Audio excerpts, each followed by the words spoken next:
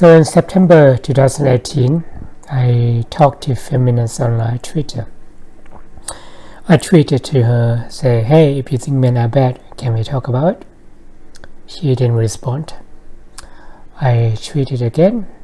I said, well, I guess you only make enemies, not friends. Again, I tweeted, I bet you're not a real feminist. No response. And then I said, well, look who we got here. And what I didn't realize at the time was that she screenshot my tweet and shared with her followers, 10 of thousands of followers, with a caption that says, women of Twitter, men don't earn you nothing, which technically that's not framing. Technically she didn't do anything. She could be accidentally do things. Accident happen. But her followers respond with negative comment on my part because they began calling me names, strange, weird, delusional, and all sorts of names that it made me wonder what power does she have to give to make these people say that kind of thing, because ultimately she has a lot of power, because ultimately they just believe her simply because she's a feminist and I'm a man. And obviously when I explained this to her followers that I was harassing her, they didn't believe me at all, because I'm a man. I have no say in it, no right in it. I learned later on that M-Ross actually associated with Clementine Ford.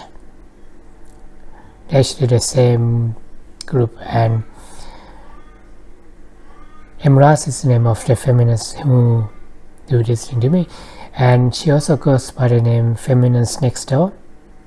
And obviously what she did was causing me pain, because obviously it's manipulative. But nobody would understand this because nobody was listening. No one did understand, because this is something that women don't understand. Is that what it feels like to be framed? Because obviously she framed me. She would tell her followers that I was harassing her. And as I explaining this, nobody would listen to me at all. No one. There was no one. And I was angry. I was scared. I was shaking. And for the first time in my life, I had haters. And they were mean. They were nasty. It's all because of a feminist on top of that. And people say, no, feminism is about equality. Feminism is about equality. No, feminism is never words about equality. It's not about equality. It's about women. And when women come to power, which in this case 10,000 of followers, they frame people. They bully other people. They psychologically manipulate other people. Because they can, because they're cunning, because they can get away with it, because no one will question them.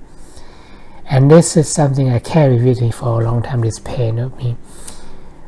I have imagined confronting her one day and tell her that, and I would get even. I've been thinking that. And I know that's just one tweet, but imagine what she had done to other people. Imagine what she would have done to other people. She could have done to other people. Imagine those things that she can do. Because she already did to me, so she can frame me for harassment one day. The next day she can be framing me for rapist, for rape.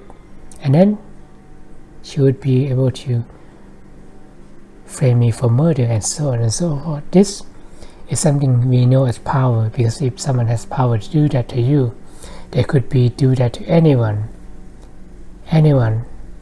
As I said, feminism is not about equality. So what is equality? Equality is about equalism. So instead of saying I am a feminist, you say I am an equalist. That's what you say. Because if we say I am a feminist, that's not equal, that's female. It's in the name. Female is in the name, that's what we know. And a lot of people have called this issue out for a long time, but nobody would listen. Because people would say, oh, feminism is about equality. And it sounds good, it sounds amazing. On top of everything, no one would investigate this. I used to have tweets saved up, and over the years I just thought I couldn't carry on saving this tweet because too much. So yeah, You don't have to take my word for it, because ultimately I'm a man.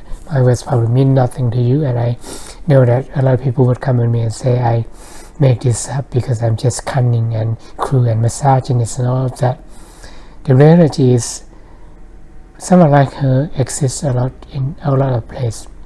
Yeah, abusiveness comes in different form, gender and everything, even male can from someone, but at the same time she made me really angry. And at the time I was dealing with mental health, and I was in hospital as well, so it was such a terrible place to be in. And of course there's nothing no one can do. I actually sent Twitter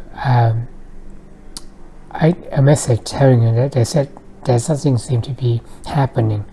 And of course this is a psychological manipulation. What it means is manipulated audience, followers, to attack someone. For what I learned from this is that if you give a man a power, he can show you how cruel the world is.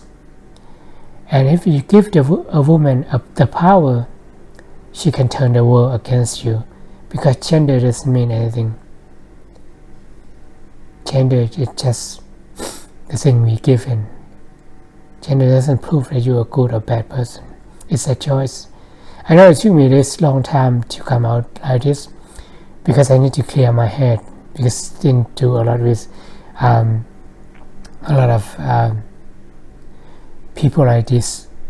It took me a long time, and a lot of people were wondering why it took me this long, because I thought to myself, maybe it didn't matter, maybe I should let it go, and I should have let it go, but I can't.